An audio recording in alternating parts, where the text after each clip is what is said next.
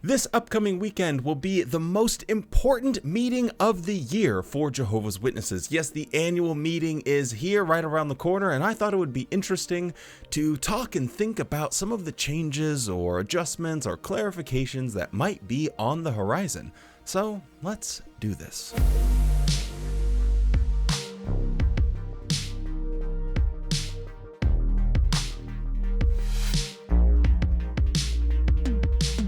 Hello and welcome back to the JW Thoughts channel. My name is Wally, and today we are doing some annual meeting speculation. So get your lube out and put in your tinfoil butt plug because we're getting wacky. Now every year I kind of like to think about what are some of the possible changes, some of what the adjustments are going to be. And this year, to change it up a little bit, instead of just what's been burbling forth in my head, I went to the JW version of Reddit, JW Talk, and the ex-Jehovah's Witness Reddit page, and was perusing those spaces for some of the ideas that were kind of out there in the Jehovah's Witness landscape about potential changes that they might make. And I think I'm going to essentially rank those according to my opinion about which ones are more likely or less likely, just kind of talk about it. So there's a little bit of format to it. I also want to preface all of that with kind of some different categories when it comes to Watchtower, changing things around, because I do think that's an interesting discussion, so we'll start there. Quickly though, before we get into it, don't forget to drop a like on the video. It really does help out immensely in the YouTube algorithm, and it's very much appreciated. Also consider subscribing to the channel because, baby, I'm going to hit that goal of 45,000 subscribers by the end of the year, so all of your subscriptions are very much appreciated. So with all of that being said, let's jump right into this. So one of the first, I guess, problems, I don't know if it's a problem, but just thoughts that I had as I was looking through these various forums is a subcategory of people that seem to think that Watchtower will only change things for one reason. And they are going to tell you that no, Watchtower never makes a change for this reason or that reason. It's only this reason. And I thought, well, that's kind of an interesting way of looking at things. Definitely don't agree with that. ZZ's biting me already, and this is going to be a rant, and I don't want to do a bunch of editing, so sorry, ZZ. You're going to have to be removed. So I just wanted to offer kind of my thinking and how I kind of frame it in my brain to help me make sense of it. And, you know, I think you risk falling into some pretty fallacious thinking or some false dichotomatic thinking if you're just trying to say, well, no, it's only because of this that they might do something. And I guess here's why I say that is there are some things that Watchtower does that just to seem kind of like a WTF. Like what in tarnation are they actually trying to do? Things that are very confusing and don't make a whole lot of sense. So I think that's kind of like one category of things where it's like it's really hard to pinpoint like why they're making a particular change. I think another category of things to put in would be when they're facing pressure, whether politically, socially, or financially. I think that's a pretty solid, distinct category of why Watchtower will make a change. You see something like their adjustments to the shunning. That is so closely timed with what is still happening in Norway that it seems like a safe bet and a safe assumption. I guess we don't really know. We can't get inside their minds, but in the world of assumptions and speculation, you know, I guess we can evaluate that as maybe having some more validity.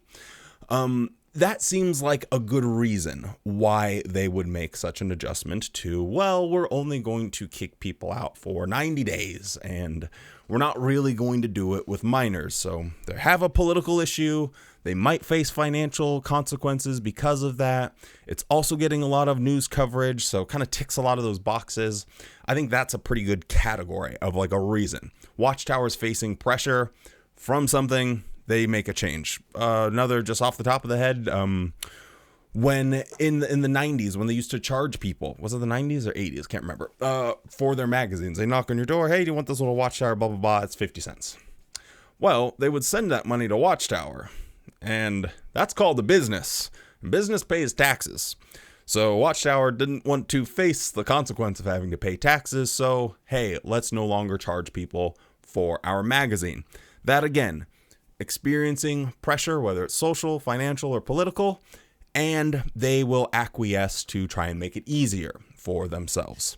Now, another category would be when Watchtower makes a change because of their long-term plans. They have an idea, a vision of what their organization will be 10 years from now. How are they going to get there? So you can have things like, hey, you can wear a beard now. Ladies, you can have some pants. Reporting time, why do you need to do that? So on an organizational level, those are changes to kind of fit the mold of like the roadmap of where their organization is going. And I think the subcategory of that, or maybe it's a different box altogether, would be theological changes. How can they better align themselves with what they want their religion to look like? Do they want to be a Armageddon doomsday narrative all the time, or are they going to start saying things to the effect of, we really don't know when the end is going to be. It's written right there in the Bible. It's not for us to speculate and think about, so we're not going to get bogged down by all of the end times prophecies and all of that stuff. We want to become a paradise cult more than an Armageddon cult. So I think that's like a different, like when they make theological changes, how are they going to do these little tiny things that fit into that category? So that's kind of how I see it. Is like, again, there could be more here. There could be subcategories, and however, disagree, agree, whatever the case is, it's fine. This is a world of opinions. We're cool. So that's kind of how I see it, though. So I think it's a little fallacious to say, well, Watchtower will only change things because of a financial reason, when they could also change things for a political reason. They could also change things for a social reason. They could also change things because they want their organization to be something different. So I think there are a lot of options, and so I think that in order to avoid having fights and arguments with people where there doesn't really need to be, having an understanding that there's like a broader landscape of reasons behind Watchtower's changes is probably a fairly healthy thing. So now that I've gotten all of that out of the way, I'm going to go through and look at some of the proposed changes that others have thought about and kind of rank these and put them in the various boxes, and I'll give my opinion on just how likely I think they are to happen. All right, so number one on the list has to be birthdays. Now, I think this one would fit into the category of changing from like a theological perspective to better align with other religions, or maybe not even say that, just appear to be less culty. That one would make sense. And if you look at the first change when it comes to, well, we don't really look at the origins of things. You can give a toast, you can clink glasses together. That's totally fine now. When they made that adjustment, again, that's not something that you can point to say, well, they made this choice because of financial reasons. Well, they only made that change because of all the pressure. You mean to tell me that there were so many Jehovah's Witnesses writing letters and emails and making videos about how egregious it was that Watchtower or Jehovah's Witnesses couldn't clink glasses together? Get the hell out of here. So I think that it fits into that category more or less. So from everything I've seen, just reading people's comments, Jehovah's Witness, non-Jehovah's Witness alike, currently as it stands, it has created more chaos than if they had just said nothing. If they hadn't, made this initial clinking glasses toasting thing, there would have been some people believing Jehovah's Witnesses that still low-key kind of celebrated birthdays, Mother's Day, Father's Day, anniversaries, Thanksgiving, those types of holidays. I think there were still Jehovah's Witnesses doing that. Now, the number of people doing those has increased. Definitively, I think that number has increased, because if you are going to be a governing body member and come out and say, we don't look for pagan origins and looking at the mysticism of everything, I think the first thing people think of is birthdays. Like, it's the first one that comes to everyone's mind. And so if they're trying to create unity, cohesion in their organization, if they just don't want people in one town to be doing one thing and people in another town to be doing another thing. I think the easiest thing is to just come out and say, yeah, we're not going to judge you. It's fine. You can celebrate your birthdays, whatever you want to do. You know, I'm not your dad. Watchtower is not your father. Figure it out for yourself. So this one to me seems pretty likely. I've flip-flopped back and forth on whether or not I think they'll make this change. Ultimately, I think it would be really funny if they did just come out and say that versus if they just kind of let this thing go and just let people be in that gray area. I think that's what maybe they're going to do, but I think it would be really funny to come out and say that. Because we could point and laugh at them at all of the recent examples that they have given of birthdays essentially being a bad thing. The Caleb video, the infamous Caleb one about him not eating the cupcake because it was a birthday cupcake is really hilarious now. And I guess they'll have to have a new, maybe that'll be the new Caleb and Sophia drama where he actually eats the cupcake now. And Caleb is a teenager. So like as Caleb grows up, so does the organization, and you too can move forward with the organization. So I'm in two minds of it. But I definitely think out of like 5 stars or something, or I guess maybe we'll just go 1 out of 10. That's probably easier. I would give that one on the likelihood scale like a solid 7.4 out of 10. Like, I would not be shocked if they address that, and I think that one would make a lot of sense. Something else that has come up in a very similar category, or the same category, I suppose, would be the cross. Now, initially, as I saw, again, ex-witnesses and Jehovah's Witnesses talking about there's going to be at the annual meeting a adjustment into their understanding about the cross. At first, I immediately put that in the, what the heck are they doing? Why are they just meddling with their doctrine for no reason category? But I thought about it a little bit, and it kind of fits a narrative of how do we become less culty? How do we make this religion fit into modern day society better, and maybe even align ourselves with some people that have similar goals? And I'm working on a different project, but I'll just tangentially mention it here. They have had a catastrophic fall off about their mentions of Christendom and the evils of false religion. That used to be the horn that they were tooting 24/7. You are hard pressed to find a 2010 and earlier Watchtower that doesn't mention false Christians and how they're so evil, and these are what these other Catholics and Protestant and these other churches do. It's hard to find, it's easier to find ones, or harder to find ones, man, I really messed that one up, that don't have something in it than it is to find something that they do say something negative. So I think that changing the cross could be something that would align better with how to appear not to be so culty.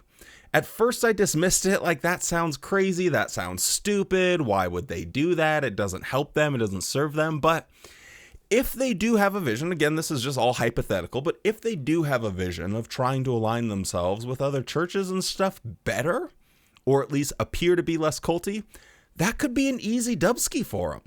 Because at the end of the day, no one has video, photo evidence of Jesus getting hung on a cross or a stake. Yet, at the end of the day, you just don't know. And so to take a hard stance like they have historically is difficult. And if there's a question of we don't know, what is the Jehovah's Witness de facto answer? To say nothing. That's their favorite line, is we don't know. So because of that, I'm going to give this one like a 6 out of 10 possibility. I think that this is actually fairly probable.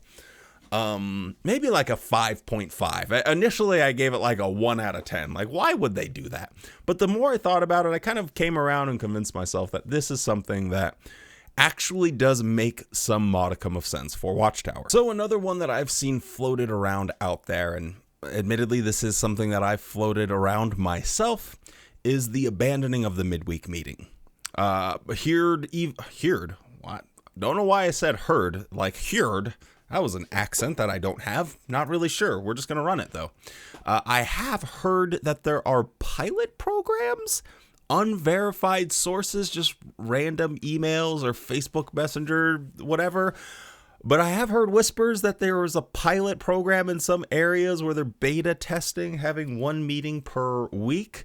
So don't really know how much to think about that. But this is one that I suppose, again, doesn't fall into that they're facing social or financial or political pressure, but maybe they're making an organizational, not a theological, but an organizational change to better align with what they are going for down the road. So I could kind of see this, but maybe it's a little too soon. I think it feels like it's a little too early to be like just throwing it away and throwing in the towel for their ministry. Because, historically the midweek meeting is all about the ministry. How do we improve in the ministry? How do we improve as teachers? So the compromise I made in my head about this was, well, what if they just did both? Like, why not have a Watchtower study, which is patently just boring to anyone that attends it? You are supposed to study and read a 16 paragraph or whatever it is, a little magazine, right? So you do that beforehand. You look up all the scriptures, you study and you read. Okay, boom. You get to the Kingdom Hall. First thing that they do, let's read the thing that you already studied. Okay, so you sit there, someone else reads it. And then there is a Watchtower conductor that asks a really basic, simple question that regurgitates the thing that you've just read, people will read word for word what's in the paragraph. So now you've studied it at home, listened to some guy read it, and then you're listening to someone give a comment, and you're doing the same thing 3 different times.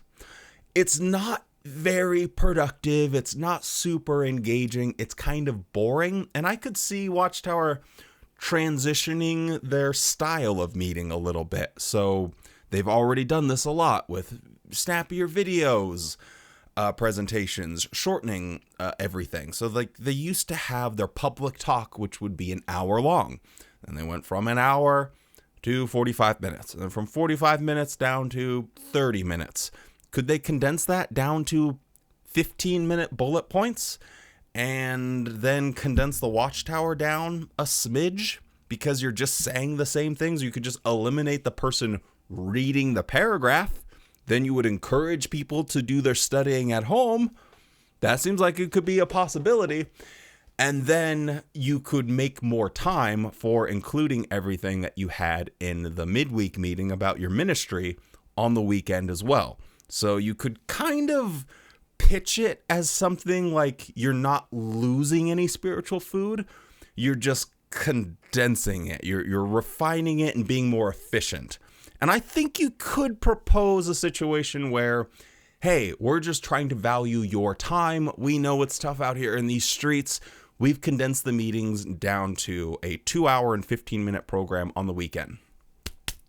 I think that is something they could do. Still, for me personally, like if someone said, no, I think that's a 7, 8, 9 out of 10, they're going to do that. I wouldn't get mad at you. For me personally, I think it's like a 2 out of 10.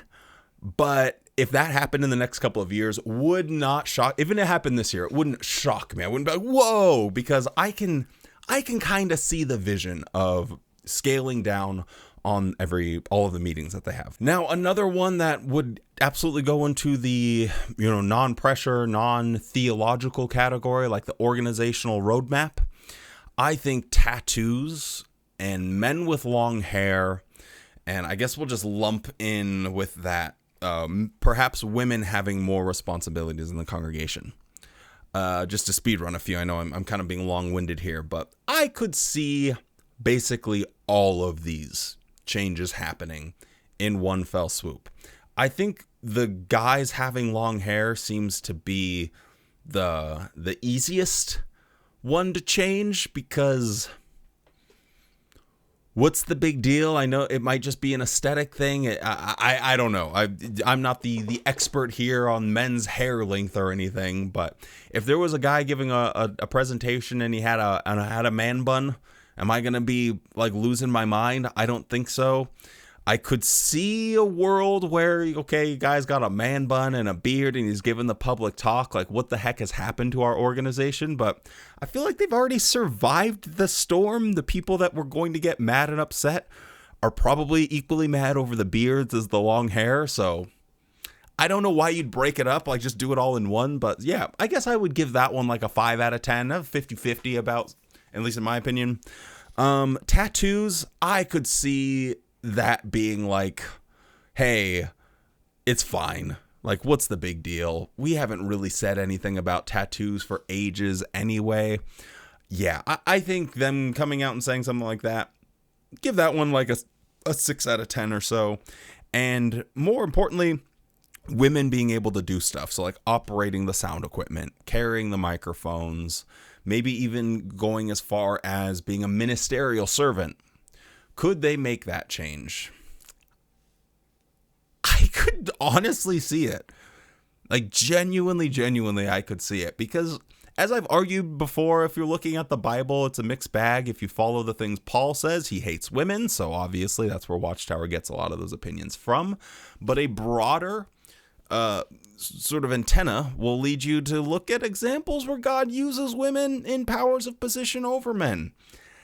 And if you extrapolate those things, I guess you could make a case for it. So I think with their declining numbers and having the ability to generate some excitement in, 50% of their population, I feel like it would be like the pants thing. Like, hey, let's just ignore them having these rules that told us how we have to dress, and let's just be happy that we can do it now. And I think every Jehovah's Witness woman out there, they really gobbled that up from what I've heard. So I think that this would be gobbled up as well. It would be absolutely embarrassing. Just truly, remarkably embarrassing for them. But I could see that one happening. So again, all of those, I'm just going to give them a 5 out of 10. That's a 50-50. It wouldn't surprise me, but if they didn't want to do that, then I guess that wouldn't shock me either.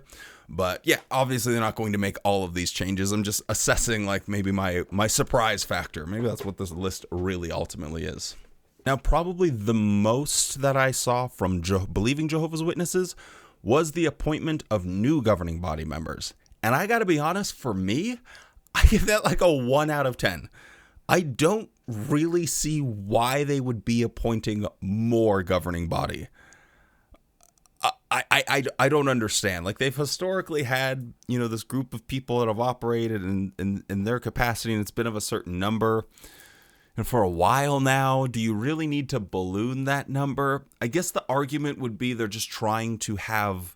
the argument would be from like what they are saying is, well, we're just making less work for everybody, right? But I think it would be having more expertise in different areas. So as they're trying to evolve and expand their organization, they could bring in people that have very specific skill sets. That way they can reduce the need to rely on outside help.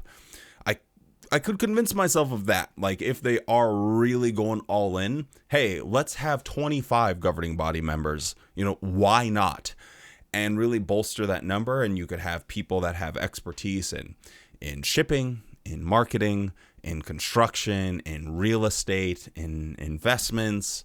You could have a lot of different expertise. And then, the old cans can sit around debating about the scriptures, and Stephen Lett and David Splain and Jeffrey Jackson can go back and forth about the meaning of Revelation while the rest of the organization moves forward with their more profitable ventures. So personally, I think it would just be a clown show if they added more governing body members. So 1 out of 10 from me. Like, do I think it'll happen? I really, really don't. But if they do, I will be so happy. Because again, that will be such a clown show if they appoint 2 more governing body members. Because it represents the failure of everything that they've said. The life that Jehovah's Witnesses have led, all coming down to the end being right around the corner and it being so close and within this generation. Every time they appoint a new person, It represents the failure that Jehovah's Witnesses have lived their entire life. Like, your entire life was predicated on this thing. That prophecy, that promise is failed.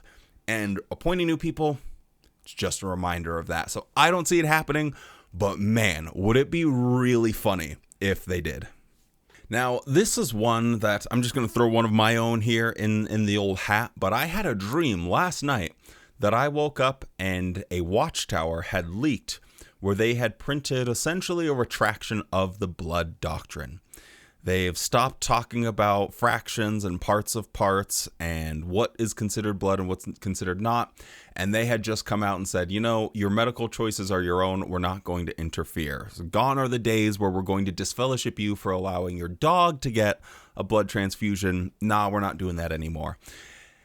And I have always been of the opinion, and that opinion still remains pretty steadfast in where it is. I'm going to be stubborn with this one. I don't see it. I don't see them changing their blood doctrine. It would absolutely fall into that category of political and social pressure, right? Like there's a reason. But for them to capitulate on that would be drawing such a hard line in their religion. Because what the blood doctrine really represents is like how hardcore of a Jehovah's Witness are you and how invested you are in the religion. Because I don't think it's an exaggeration to say that every single Jehovah's Witness knows someone who has died as a direct result of Watchtower's policy with regard to blood. I think just about everyone knows personally or knows of someone.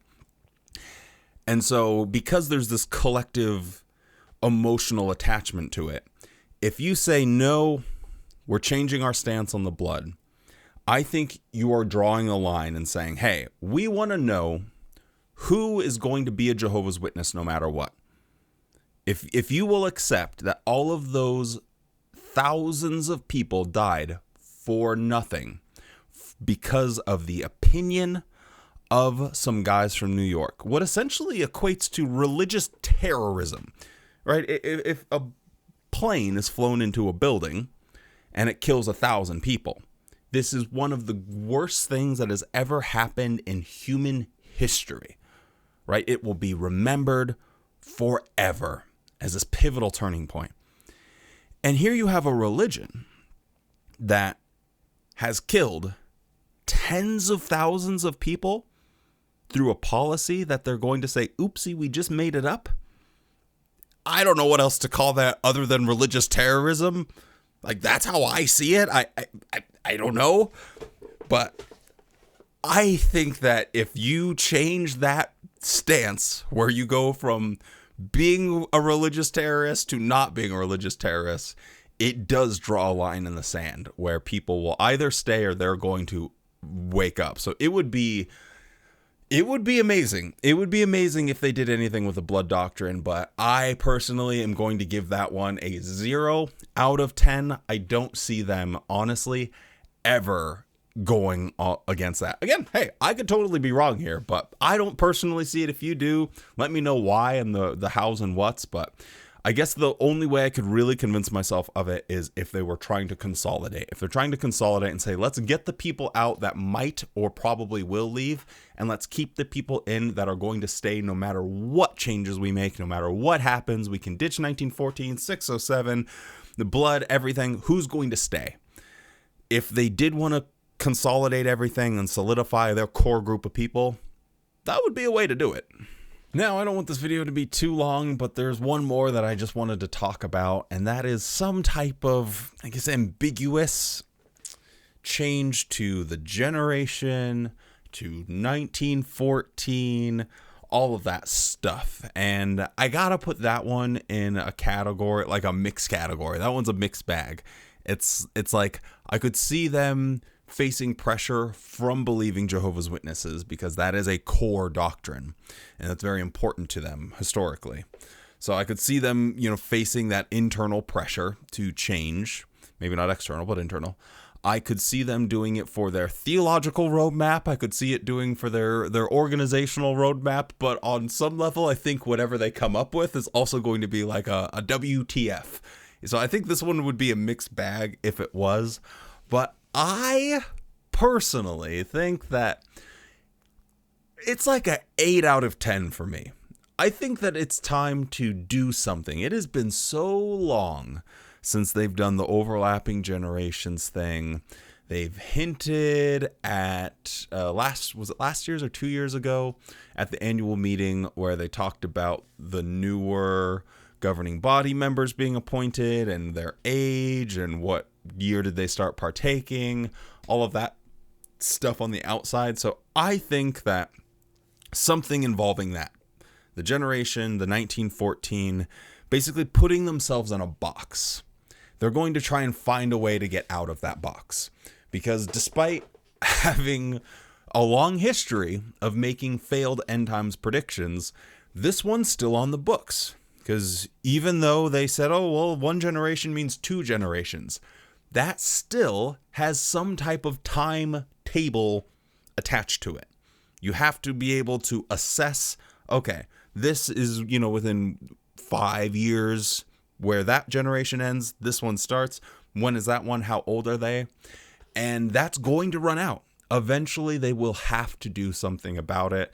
And personally, especially from all of the comments I saw from believing Jehovah's Witnesses, they are the ones that want this to change. I was blown away and shocked by all of the comments, kind of suggesting how it's a little silly, it's a little ridiculous. When did these governing body members start partaking?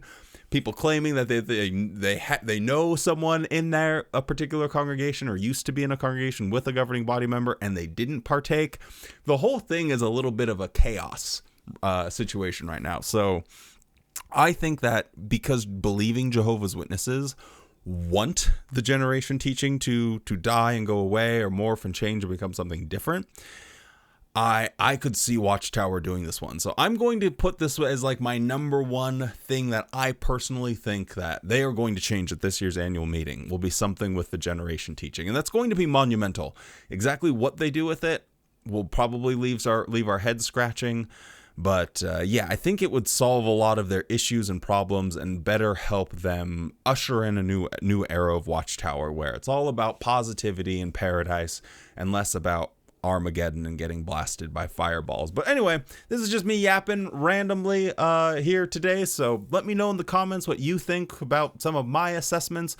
What are some of your assessments? The world of ideas is always more interesting if there are more of them. So please comment down below. Let me know. I'll be checking it out and I'll try and actually be replying to comments today. With all of that being said, stay safe, be kind, and never forget, curiosity is the real fountain of youth. Now go out there and have a good ass day.